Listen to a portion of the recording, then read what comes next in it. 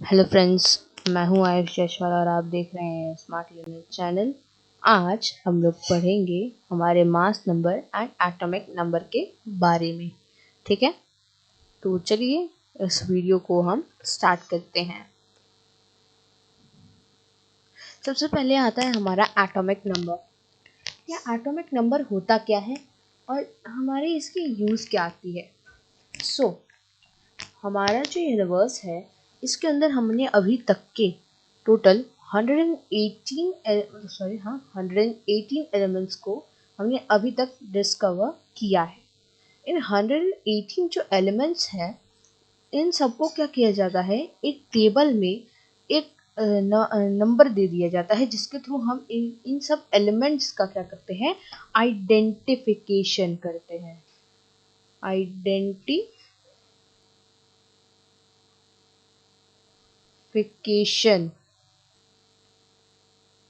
ठीक है, of elements. ठीक है, और ये हम करते हैं यूजिंग हमारा एटॉमिक नंबर। ठीक है, जैसे कि हमारा जो कार्बन होता है उसका एटॉमिक नंबर है 6। तो अब मैंने आपको एक दिन पढ़ा दिया कि कार्बन का एटॉमिक नंबर है 6।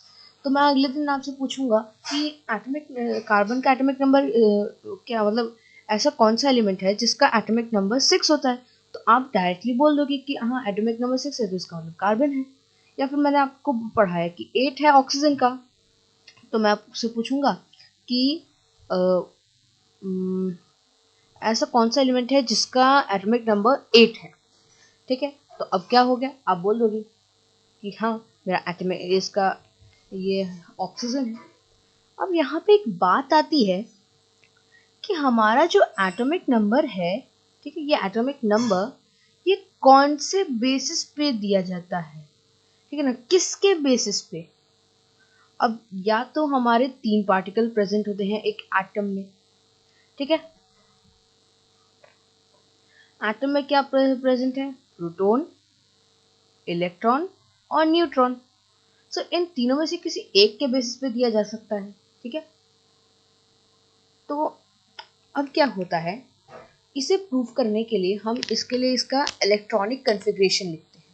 ठीक है ना, तो ये है हमारा कार्बन 6। तो इसका इलेक्ट्रॉनिक कन्फिग्रेशन क्या होता है, 2 and 4।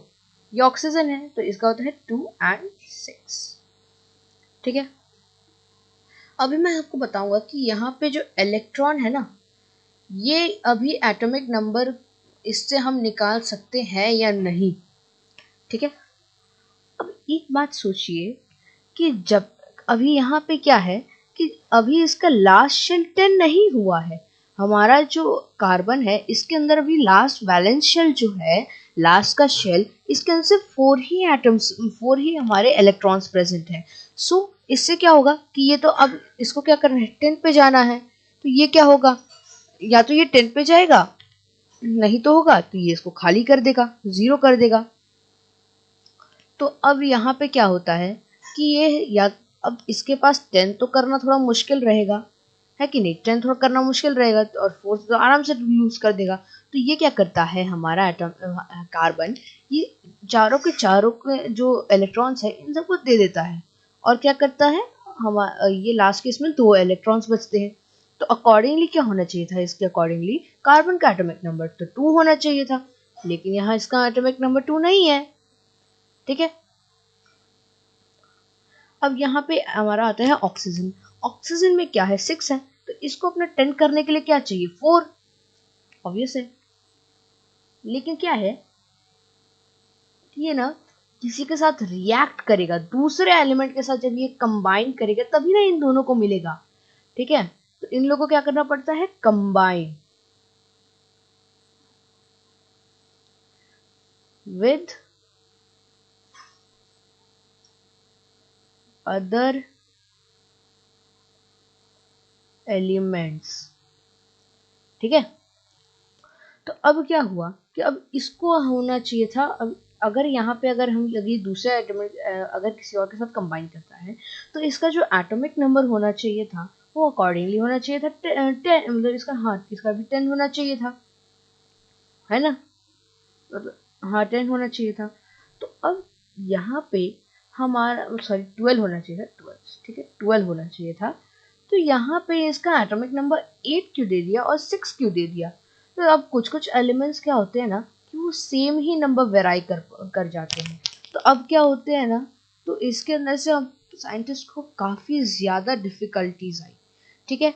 तो फिर क्या हुआ, एक साइंटिस्ट थे जिनके जो है ना अपना दिमाग दौड़ाए और बोले कि हम एक ऐसे सब एटॉमिक पार्टिकल को लेते हैं जो कि क्या करे, दूसरे जब एलिमेंट के साथ कॉम्बिनेशन हो तो वो उस समय उस कॉम्बिनेशन में टेक प्लेस ना करे, ताकि आयन फॉर्मेशन ना हो।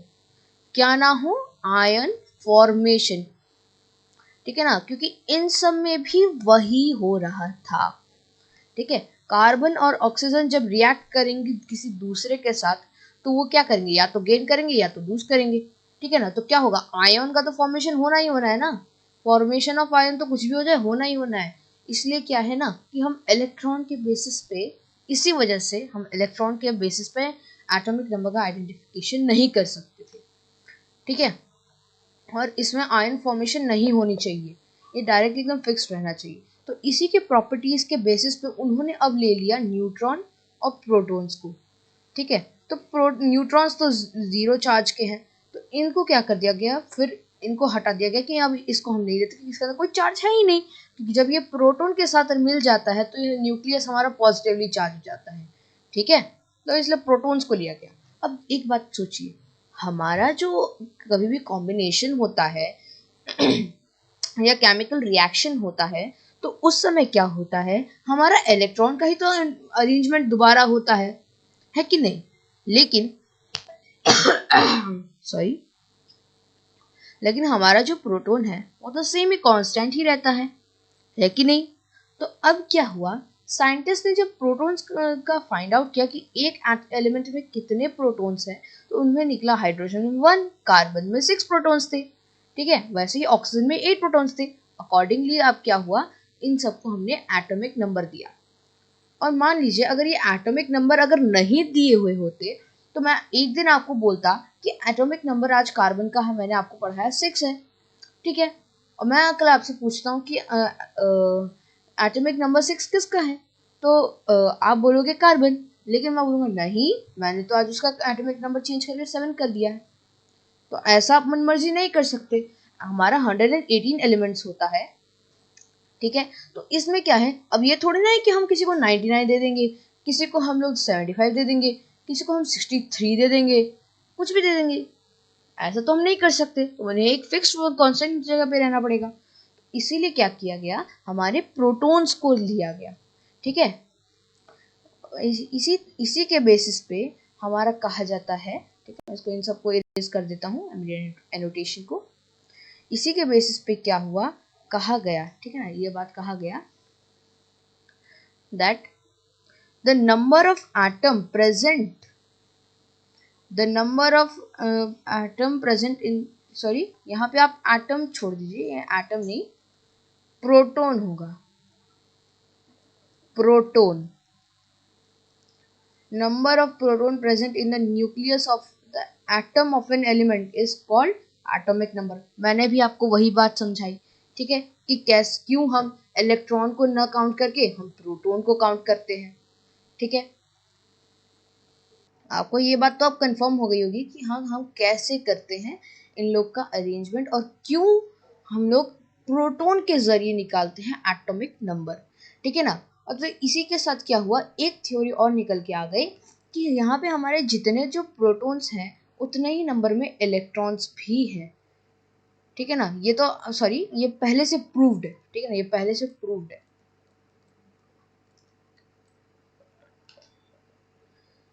तो अब क्या हुआ, ये तो प्रूफ था, तो इसलिए क्या हुआ, जितने नंबर ऑफ प्रोटॉन प्रेजेंट होते हैं, जितना उसका एटॉमिक नंबर निकल के आता है, अकॉर्डिंगली वहां पे प्रोटॉन्स और इलेक्ट्रॉन्स प्रेजेंट है, ठीक है। फॉर एन एग्जांपल आप देखिए, जैसे कि हमारा first example of hydrogen. Hydrogen के अंदर क्या है, उसके प्रोटॉन कितने हैं, 1, ठीक है, तो उसका एटॉमिक नंबर दे दिया 1, ठीक है। वैसे ही सेम ही प्रोसेस में सारे के सारी चीज की गई, ठीक है ना। सॉरी, यहाँ पे आप देख सकते हैं जैसे कि हीलियम का एटॉमिक नंबर था 2, प्रोटॉन्स था 2, तो उसका एटॉमिक नंबर 2। ऑक्सीजन का प्रोटॉन्स थे 8, तो उसका एटॉमिक नंबर हुआ 8। क्लोरीन का था 17, तो उसका हो गया 17।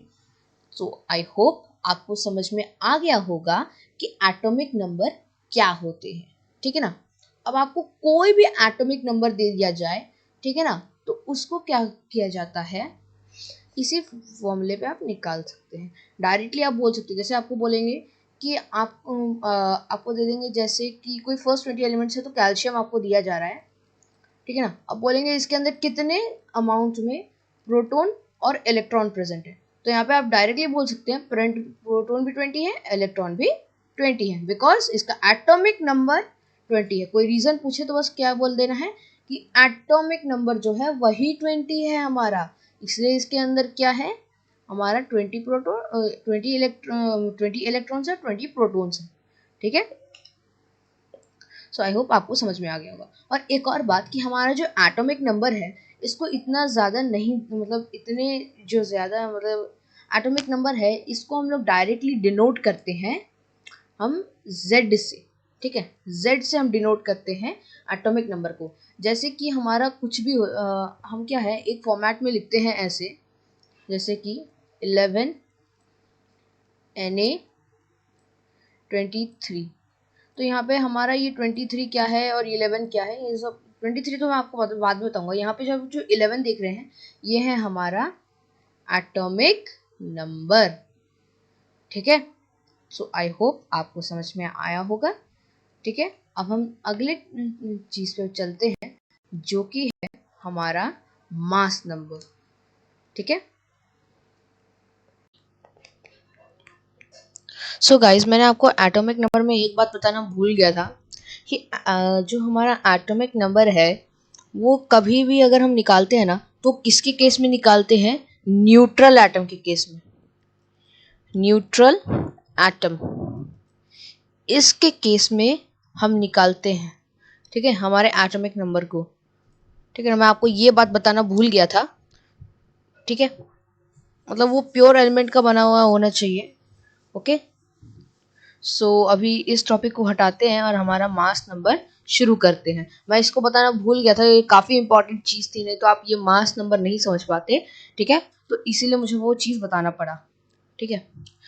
सो अभी यहाँ पे ये आप मास नंबर है, तो मास नंबर का मतलब आप यहाँ पे किसी भी एक मतलब जो हमारे एटम्स हैं उनके वेट को आप यहाँ पे नाप रहे हो, ठीक है। इसका मतलब हुआ हमारा, यही हमारा बताता है एक मास नंबर। इसी से आपको एक आपको मिल गया कि यहाँ पे हम डिफाइन करेंगे वेट ऑफ एटम्स, ठीक है। आपको ये एक आइडिया मिल गया कि आप क्या इसके इस टॉपिक में पढ़ने वाले हैं, ओके। सो हमारा जो मास होता है किसी भी एटम का, ठीक है ना, तो इसमें क्या है हमारे ऐसे बेसिकली हमारे हमारे हम यहाँ पे एटम्स के मास की बात करने वाले हैं, ठीक है, ना कि हम यहाँ पे इलेक्ट्रॉन की बात करने वाले हैं अलग से, ना प्रोटॉन की ना न्यूट्रॉन की, ठीक है। तो इसमें क्या है ना, हमारे एक एटम में तीन तीन चीजों से मिलके हमारा मास नंबर बना होता है एक एटम का, ठीक है। बेसिकली ये दो होते हैं लेकिन हम इसको नहीं गिनते, वो है हमारा E- यानी इलेक्ट्रॉन, ठीक है, और हमारा प्रोटॉन। तो यहाँ पे हमारा जो मास नंबर होता है ना, वो सिर्फ और सिर्फ प्रोटॉन और न्यूट्रॉन के ही बेसिस पे कैलकुलेट किया जाता है। अब आपको एक डाउट आया होगा कि यहाँ पे इलेक्ट्रॉन के बेसिस पे क्यों नहीं किया जाता। अब एक बात बताइए कि ये तो ऐसे ही अपना जो इलेक्ट्रॉन है वो या तो गेन होता रहेगा या तो लूज होता रहेगा, तो इसका इनके टोटल मास को भी तो हम इनडेफिनाइट कह सकते हैं, है कि नहीं। तो क्या है कि प्योर एलिमेंट्स का निकालने के लिए ना, यहाँ पे सिर्फ N और P का इस्तेमाल किया जाता है। तो प्योर एलिमेंट्स में तो इलेक्ट्रॉन का मास गिन सकते थे हम, लेकिन फिर हम इसका मास प्योर एलिमेंट्स में क्यों नहीं गिनते। तो इसका आंसर है कि हाँ, इलेक्ट्रॉन जो है ना, इसका मास इतना कम है ना कि अब क्या है ना, हम अगर इसका अगर मास जोड़ भी देंगे तो वैसे भी एटम में कोई फर्क ही नहीं रहेगा। जैसे कि आप मान लीजिए एक गेम चल रहा है जिसमें एक को क्या किया जाता है, एक मेंबर को कॉमन रख दिया जाता है, ठीक है ना, एक साइड की तरफ से। ठीक है, अब उस गेम चल रहा है तो अब क्या होगा कि वो कुछ नहीं कर रहा है, चुपचाप से खड़ा हुआ है, ठीक है ना, और बस बॉल फेंक रहा है कि हाँ तुम ले लो, तुम ले लो, तुम ले लो। ठीक है, तो अब क्या है, अब ये नहीं रहेगा तो ये तीन तो भी वही काम कर सकते हैं ना जो ये कॉमन काम कर रहा है। हाँ, तो वैसे ही यहाँ पे भी वही काम चल रहा है। यहाँ पे क्या है ना, यहाँ पे दोनों को हम ऐड कर तो रहे हैं लेकिन इलेक्ट्रॉन क्या है यहाँ पे कॉमन है। वैसे ही गेम की तरह आप समझिए जैसे कॉमन यहाँ पे खड़ा है। ठीक है, तो आप खुद ही समझ जाओगे। अब चाहे ये इलेक्ट्रॉन न्यूट्रॉन इन लोग के साथ हम ऐड करें या ना करें, मतलब तो हमारा है ही नहीं कुछ। ठीक है, इसलिए इलेक्ट्रॉन को हम नहीं गिनते हैं। और वैसे ही सेम ही तरीके से हमारा जो डेफिनेशन है इसमें भी यही चीज का जिक्र किया गया है। ठीक है ना, इसी से बनाया हमारा definition. The sum of number of proton and the number of neutron present in the nucleus of the atom of an element is called mass number. ठीक है, मैंने आपको बताया वैसे ही सेम तरीके से कि यहाँ पे हम किसके बेसिस पे करते हैं, प्रोटॉन एंड हमारे न्यूट्रॉन के बेसिस पे। ठीक है, और आपको एक बात और बताऊं कि हमारा यहाँ प्रोटॉन और न्यूट्रॉन जो है ना, हम इन्हें एक साथ कहते हैं न्यूक्लियॉन्स। ठीक है ना, क्योंकि एक साथ ये प्रेजेंट रहते हैं इसलिए हम इनको क्या कहते हैं, न्यूक्लियस। मैं यहाँ पे इसको टाइप कर देता हूँ क्योंकि आपको अच्छे से दिख नहीं रहा होगा। ठीक है, ये इंपॉर्टेंट सब टर्म्स होते हैं इसलिए मैं इसको टाइप कर देता हूँ।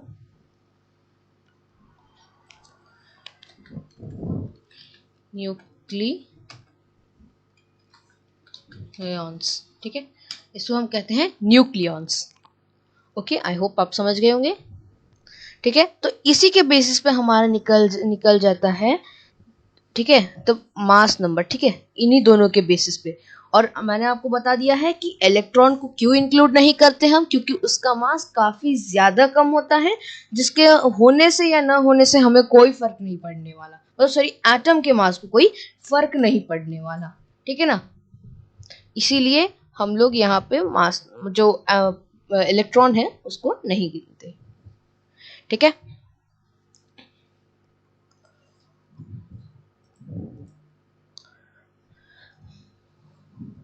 ठीक है, वैसे ही सेम चीज यहाँ पे भी है।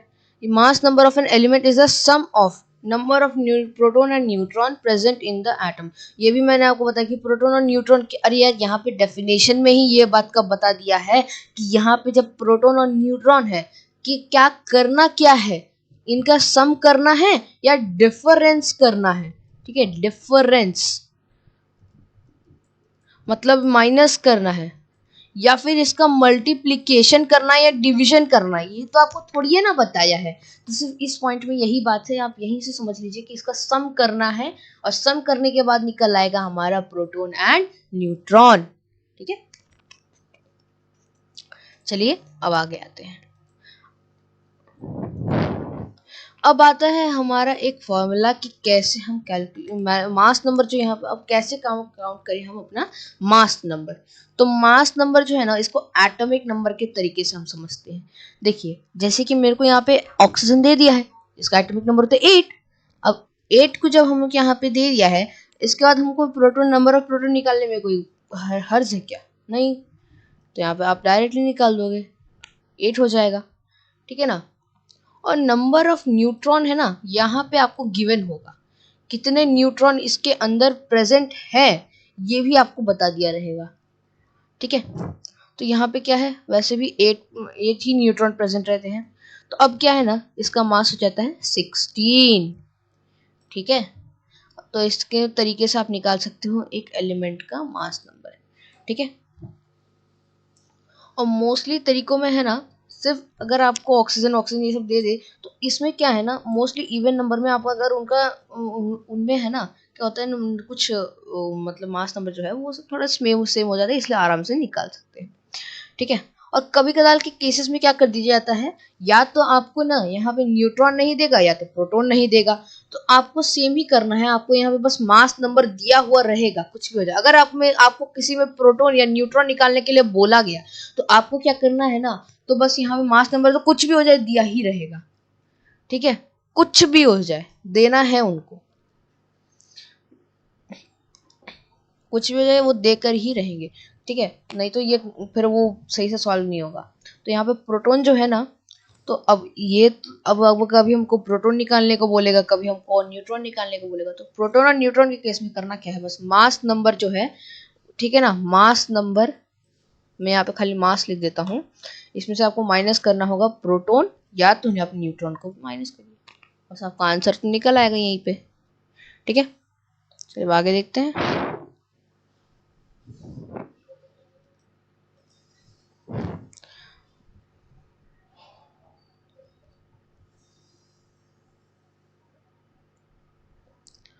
अब यहाँ पे इनका रिप्रेजेंटेशन कैसा होता है, ये लास्ट पॉइंट हमको ये बताता है, ठीक है ना। यहाँ पे आपको लग रहा होगा z इंटू ए है, ठीक है, लेकिन सॉरी मैं यहाँ पे क्या हुआ कि मैं z को यहाँ पे सुपरस्क्रिप्ट और a को सबस्क्रिप्ट में नहीं लिख पाया, सॉरी z को सबस्क्रिप्ट और a को सुपरस्क्रिप्ट में नहीं लिख पाया, तो मैं यहाँ पे आपको समझा देता हूँ कि कैसे इसका लिखना है।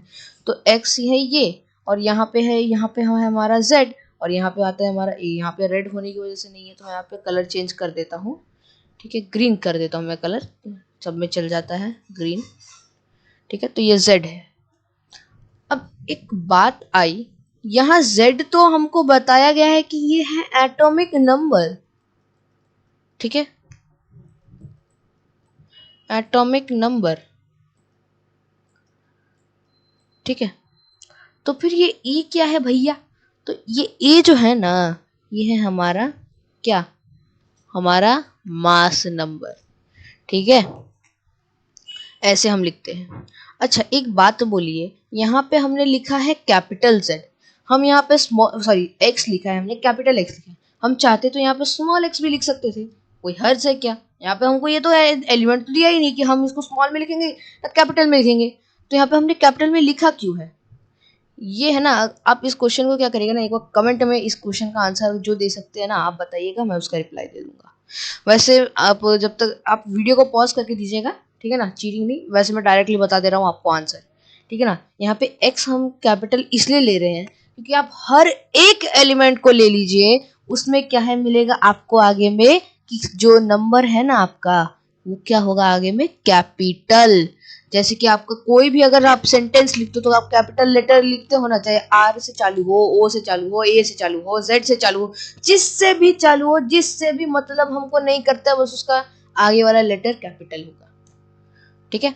और मास नंबर को हम किससे रिप्रेजेंट करते हैं, ये हमेशा याद रखिएगा ए से, ठीक है। अच्छा अब ये रिप्रेजेंटेशन जो है ना, इसके एक तरीका और है।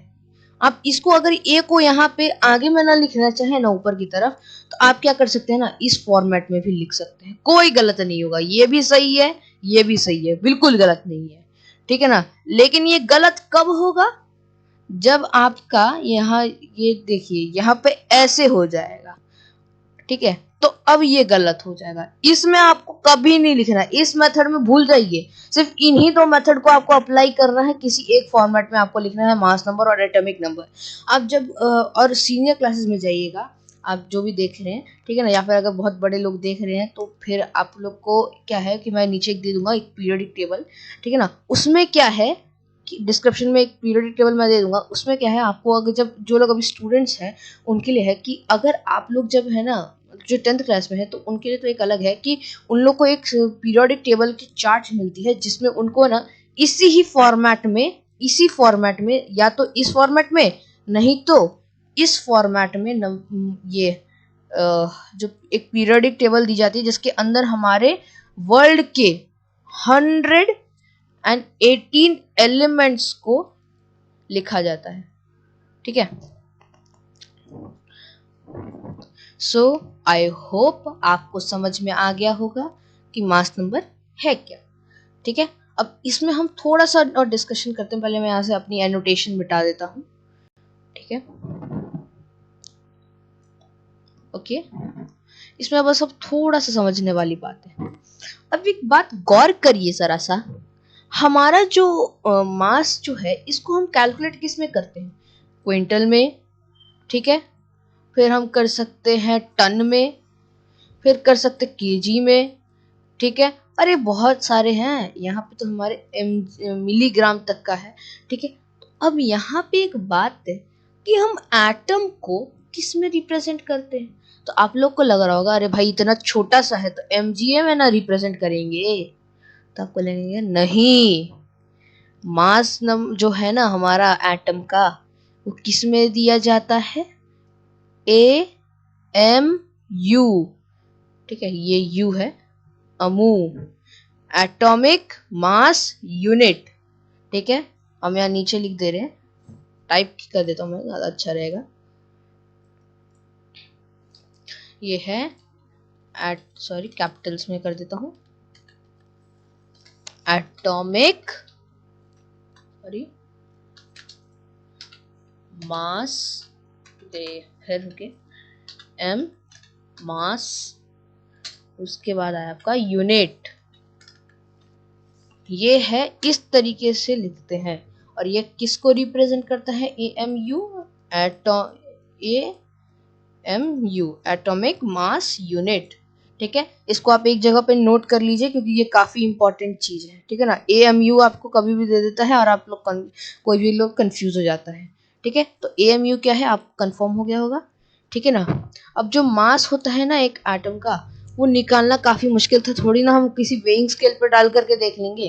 अरे भाई एटम इतना छोटा सा है, टुड्डू सा है, उसको थोड़ी ना इतनी आसानी से हम मास नंबर मतलब किसी तराजू पे डाल के निकाल सकते हैं या किसी इलेक्ट्रिकल मशीन पे डाल करके हम निकाल सकते हैं, तो ऐसे तो नहीं कर सकते।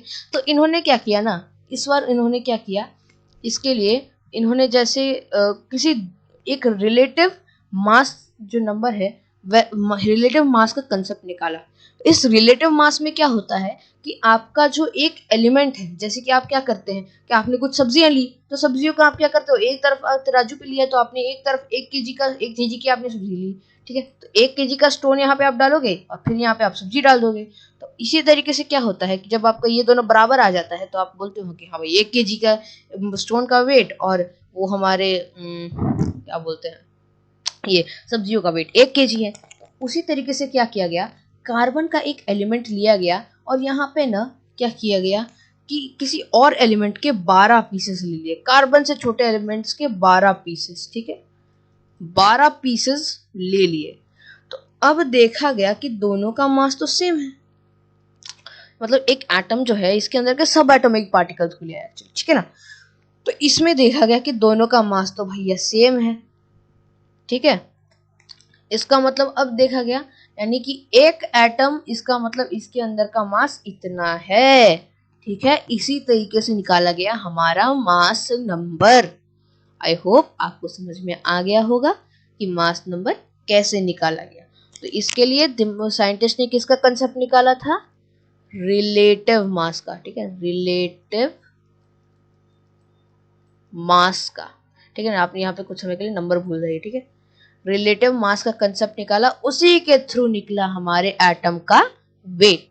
ओके, तो चलिए अब हम आगे बढ़ते हैं। यहाँ पे एनोटेशन मिटा दी।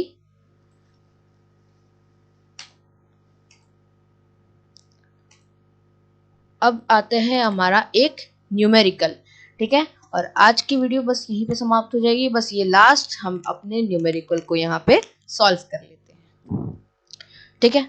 तो यहाँ पे क्या दिया है, calculate the number of electron, proton and neutron present in the calcium atom given in that atomic number of calcium 20 and the mass number is 40। so देखिए यहाँ पे आपको मैंने बताया था ना, मतलब कैसे आपको मैंने बताया था, mass number is equals to proton plus neutron, ठीक है। अब यहाँ पे क्या है, इलेक्ट्रॉन भी पूछ रहा है भैया, अब क्या करें आप सोच रहे होगे, हाँ। और यहाँ पे क्या दिया है, नंबर दिया है भाई, कितना इसके अंदर नंबर में यहाँ पे प्रोटॉन और इलेक्ट्रॉन प्रेजेंट है, ठीक है। तो यहाँ पे आप थोड़ा दिमाग लगाइए कि हमने एटॉमिक नंबर में ना पढ़ा था कि Z is equal to P plus, मतलब प्लस नहीं बराबर E माइनस, मतलब जितना प्रोटॉन उतना इलेक्ट्रॉन। तो अब कैल्शियम का एटॉमिक नंबर कितना 20, इसका मतलब प्रोटॉन कितना 20 और इलेक्ट्रॉन भी साथ ही साथ 20 हो गया। तो यहाँ पे लिख दीजिए इलेक्ट्रॉन इज इक्वल टू 20, ठीक है। अब प्रोटॉन कितना, तो वो भी 20। अब कोई हर्ज है, अब न्यूट्रॉन इन्हें निकालना है, तो बस फॉर्मूला पे बिठा दीजिए। न्यूट्रॉन निकालने का फॉर्मूला क्या है, बस ए माइनस प्रोटॉन, ठीक है। तो अब हमारा ए, ये न्यूट्रॉन निकाल सकते, ए कितना हुआ हमारा मास नंबर, जो कि है हमारा 40, तो 40 अब कर दो यहाँ पे -20, तो हो गया हमारा 20। तो ये हो गया नंबर ऑफ न्यूट्रॉन, मतलब पूरा का पूरा जो हमारा है वो सब बैलेंस है, ठीक है। तो लीजिए भाई आपके सामने तो आंसर आ ही गया है, ठीक है। तो देखें कितना आराम से हो गया सॉल्व। तो इसी तरीके से आप निकाल सकते हैं, ठीक है।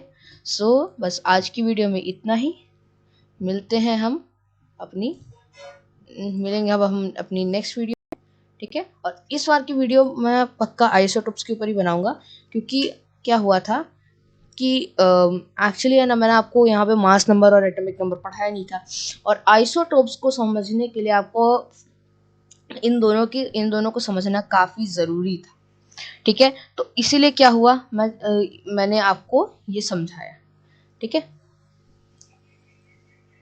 सो आई होप आपको इस वीडियो लेक्चर में आपको सब कुछ समझ में आ गया होगा एटॉमिक नंबर और मास नंबर के बारे में, ठीक है। सो आज की वीडियो में बस इतना ही, मिल लेंगे अब हम नेक्स्ट वीडियो में। Till then bye bye and thanks for watching this video.